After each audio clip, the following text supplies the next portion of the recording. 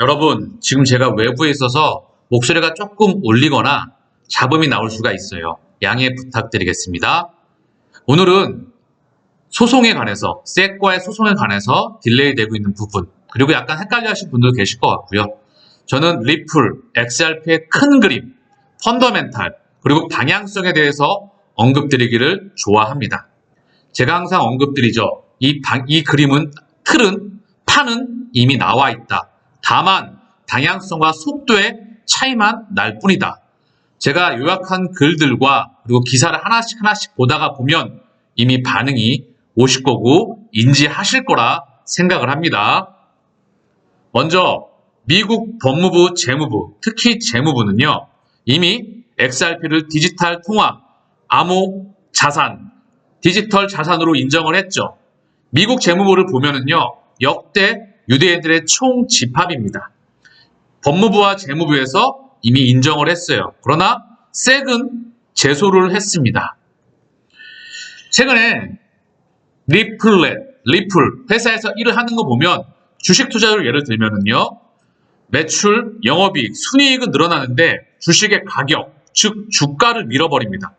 펀더멘털은 계속해서 커지고 있어요. 가치는 계속해서 확장하고 있는데 가격만 밀어버리고 있습니다. 그 모멘텀은 섹과의 제소에서 그 이면을 보게 되면 개인 투자자들이 지쳐서 던져서 물량을 던지고 그 작업이 마무리되면 그때부터 상승을 시키겠죠. 그 이면에는 인프라가 깔리는 게 중요할 것이라 생각을 합니다. 아직도 인프라는 깔리고 있다는 부분이죠. 그 전에 가격은 상승되면 안 됩니다. 금융기관에 XRP가 다 꽂혀야 되기 때문에. 자, 그래서 섹, 미국 증권거래위원회는 어떤 기관이냐? 바로 비트코인 선물 ETF를 승인한 기관이에요. 그리고 코인베이스의 나스닥 상장을 바로 했던 그런 기관입니다. 결국은 제도권을 수용하기 위한 판짜기, 그리고 이 XRP, 리플과의 소송은 다른 코인들, 우리가 어떻게 판결이 나느냐에 따라서 다른 코인들에게도 기준이 될 수 있는 중요한 의미를 갖는 거라 생각을 해요. 리플, 결국 전 세계 중앙은행들과 움직입니다. 이미 R3 코다, 전 세계 쩐주들이 움직이고 있죠. 미국과 유럽의 중앙은행, 여기는 민영이에요. 국영이 아닙니다. 정말 중요한 의미를 가져요. 제가 언급드리는 미국과 유럽의 쩐주들, 어지간한 한국 주식시장의 조그마한 세력들이 아니고요. 전 세계의 미래를 만들어가는 금융 기득권, 가장 최정점에 있는 바로 기득권입니다. 금융 기득권. 여기 쩐주들이 시스템의 전환에 있습니다. 자, 우리가 그동안 봐왔던 기사를 하나씩 보자고요. 바로 감이 오실 거니까. 바이든, 미국 대통령 연준 부의장으로 리플 전 고문을 지명했다. 자, 하나씩 퍼즐을 맞춰보세요. 자, 그리고요, 여기 보면 예전에 뉴스에 나온 거예요. 리플 급락, 미섹 소송 방침에 리플 CEO 반발. 밑에 보면 뭐라고 나와 있냐? 리프사를 대변하는 마이클 켈로그 변호사는 암호화폐 전문 매체 코인데스크에 보낸 성명을 통해서 섹과의 소송 방침은 법적으로 잘못한 태도라며 미국 재무부, 법무부 등 주요 정부기관은 리플을 통화라고 인정했고, 따라서 리플 거래는 연방증권법의 적용 대상이 아니다. 섹이 법적 권한을 남용한 것은 이번이 처음이 아니다라고 주장했다. 자, 그리고 보면 리플, 미 증권이 첫 재판 앞두고 변동성 확대, 투자자들 주의해야, 참 많은 의미를 내포하죠. 2021년 2월 23일 날짜인데요. 자, 공식 리플이 이날 섹에 제기한 소송에 대한 공식 답변서를 공개했다. 공식 답변서에는 리플 랩스와 체계 경영자 브래드 갈링하우스, 공동 창업자 크리스 라슨이 리플 판매로 얻은 이익을 벌금과 함께 반환해야 된다는 내용이 담겨 있었다. 리플은 2015년과 2020년에 미국 법무부와 재무부가 만든 금융범죄 단속 네트워크는 리플이 가상화폐로 시장에서 합법적으로 사용되고 거래된다고 결정했다. 이러한 결정이 리플 이익에 대한 지분이 아닌 가치 저장소, 교환 매개체, 계정 단위 등 기능을 한다는 것을 의미한다고 주장했다. 한편 현지 언론들은 리플이 섹과의 소송에서 승소하기 어려울 것이라고 내다보고 있다. 자, 계속해서 우리가 봤던 과거의 역사가 지금 나오고 있죠. 자, 그리고 브래드 갈링하우스는 CEO는 셋과의 소송은 법과 사실 측면에서 근본적으로 잘못했다고 주장하고 소송이 크리스마스 전에 제기될 것이라며 그 시기에 의구심을 제기했다. 그는 XRP는 화폐이므로 투자기업으로 등록할 필요가 없다. 미국 법무부와 재무부의 금융범죄 단속반은 이미 2015년에 XRP를 가상화폐로 규정했고 주요 20개국 G20 당국들도 뒤를 따랐으며 XRP를 증권으로 분류한 국가는 없다고 강조했다. 홍익희 세종대 교수가 예전 한국무역협회 주최로 언급했던 내용입니다. 유대인의 힘은 어디서 오는가? 유대인은 월스트리트, 재무부, 연방준비제도, 미국 중앙은행이죠. 월가와 재무부와 연방, 미국 중앙은행 등 미국 금융산업을 장악했다. 현대 세계에서의 유대인의 힘을 강조했다. 자, 보면 제닛 옐런 미 연준 의장, 마크 저크버그 페이스북 최고 경영자. 페이스북을 사명을 메타로 바꿨어요. 메타, 제가 계속 언급드려요. 메타, 중요한 카테고리입니다. 제 방송을 계속해서 연속적으로 보시면 계속해서 반복되는 단어가 나옵니다. 그 부분은 판이 짜여지는 그 중심에 있는 거예요. 조지 소로스, 세계 각 분야에서 중요한 역할을 하고 있는 유대인들을 언급하며. 자, 보이시죠? 자, 다시 한번. 바이든 미국 대통령 연준 부의장으로 리플 전 고문 임명, 리플 전 고문 지명, 블록체인 업체 리플, 셋과의 법적 다툼 대비 오바마 정권 재무장관 로지 리오스 영입. 자, 미국 재무장관을 전 재무장관을 영입했다. 리플이 예전 자료이지만 충분히 참고할 만하다. 미국 재무부가 어떤 것을 하는 곳이지, 다시 한번 얼마나 큰 파괴력을 가지고 있는지 다시 한번 월스트리트, 유대인은 월스트리트, 월가 전 세계 금융 중심이다. 재무부, 미국 중앙은행, 미국의 금융산업을 장악했다. 자, 의미하는 바가 정말 크다. 자, 계속 보게 되면은요. 미금리 인상 모래시계, 연준 쥐락 유태인 자본 영향주나.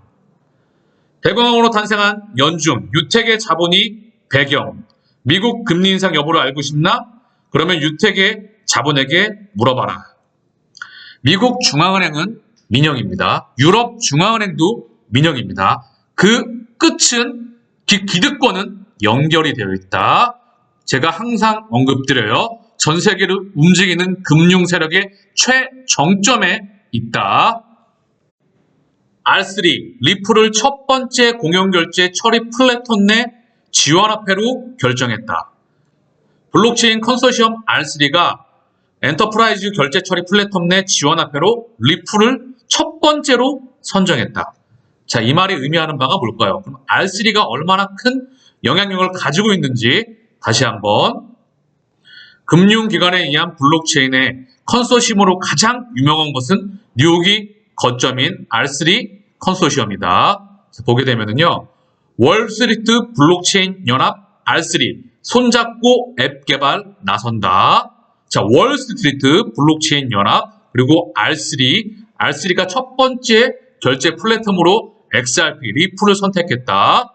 여기 R3가 뭐 하는 곳이냐? 바로 R3 컨소시엄은 바클레이즈, 오스트레일리아 연방은행, 스위스 투자은행 CS, 골드만삭스, JP 모건, 스코틀랜드 왕립은행, 스트레이트 스트리트 은행, UBS 등 9개 은행이 초기 회원으로 2015년 9월에 설립됐다.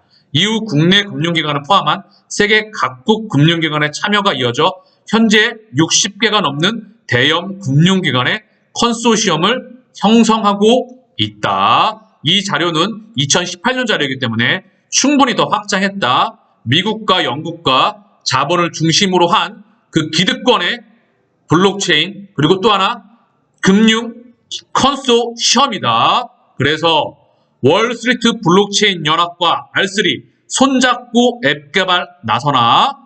R3 리플을 첫 번째 공용결제 처리 플랫폼 내 지원화폐로 결정했다. 유대인 바로 월스트리트 재무부, 연방준비제도, 미국 중앙은행의 금융산업을 장악했다. 바이든 미 연준 부의장으로 리플 전 고문 지명했다. 자, 그리고 가장 최근이죠. 리플 전 오바마 선임 고문 마이클 워런 이사회 합류. 자, 가장 최근의 일입니다. 버락 오바마 전 미국 대통령의 초대 행정부 시절 백악관 선임 고문을 지낸 마이클 워렌이 리플 이사회에 선임됐다. 그래서 클린턴 행정부 시절 국가경제위원회 국장을 지낸 바 있다. 자, 앞으로 세계 대해서 결국은 방향성과 속도에서만 차이가 날 뿐이다. 이미 큰 그림은 나와 있다. 그만한 기득권이 판을 짜고 있다. 이게 진짜 그림이겠죠.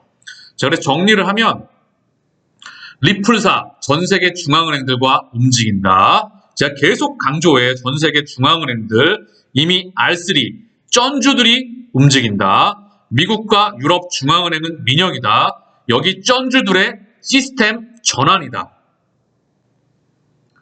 자, 정리를 좀 하고 크게 한번 정리해 보자고요. 사람으로 예를 들면 인체에 혈액을 공급하는 심장의 수명이 다해가고 있습니다. 즉 수명이 다했다. 금리 0%라고 제가 언급했죠. 지난 100년간 유지해왔던 현재 자본주의 시스템의 균열이 가고 있습니다. 그래서 블록체인, 암호화폐, 메타버스, 스위프트 2.0 시대가 함께 오고 있는 것입니다. 시대의 흐름을 잊지 마세요. 거스를 수 없는 거대 흐름입니다. 막는다고 오지 말란다고 안 오는 것이 아닙니다. 가격은 때가 무르익으면 가지 말라고 해도 갑니다. 전체 판을 전 세계 쩐주들이 만들고 있는 전체 판을 이해해야 합니다. 실물 경제에서 메타로 어떻게, 실물 경제에서 가상으로 어떻게 이동시키는지. 현재 리플 네트워크, 가치가 있는 것은 이동이 다 가능해질 겁니다. 가치가 있다는 것, 그거는 물질 가치의 이동의 거대 판입니다. 현재 스위프트에서는 돈만 가능하죠. 돈, CBDC, 디지털 돈이죠. 암호화폐, NFT 토큰, 그 망을 선점하는 겁니다. 그래서 끝판왕이라고 불리우는 겁니다. 자, 마지막으로 리플의 섹과의 소송을 중국이 채굴 금지와 거래 금지로 최근에 나왔던 부분, 그러면서 블록체인과 NFT는 장려한다는 말을 하고 있습니다. 저는 참 비슷한 느낌을 갖는 것 같아요. 물론 차이점도 있겠지만, 자, 결론 좀 더 생각을 해보면은, 자, 미국과 유럽의 중앙은행, 여기 쩐주들의 시스템 전환이다. 근데 얘네들이 리플에다가, XRP에다가 소송을 걸어서 없애버린다? 블록체인 산업과 미래 주도권을 뺏긴다? 개소리라고 생각하는 거고요. 중국도 마찬가지입니다. 아니, 암호화폐하고 채굴은 금지시키면서 블록체인과 NFT는 인정하겠다. 이게 말이야 뭡니까? 시대의 패권 경쟁에서 중국이 빠진다고요? 참 비슷한 의미를 갖죠. 그렇죠? 결론은 제도권 수용과 속도, 세금, 규제 관련 프레임 짜기 위한 속도 조절입니다. 소송도 그리고 중국도 쉽게 말해서 새로운 판을 짜고 만드는데 속도를 조절하고 있다. 끝! 쉽죠? 자, 그래서 중국 자료를 한번 기사를 보면은요, 코인도 폭락하나 중국 거래 금지 이어 채굴장 퇴출 나서 작년 5월 20일이죠. 전체 암호화폐 시장에 조금 더 분위기가 좋아지려면 중국이 돌아와야 됩니다. 얘네가 속도를 조절하고 있다. 이유는 있겠죠. CBDC의 보급과 전체 블록체인 망에 바로 속도의 그 부분을 중국이 통제하고 있다.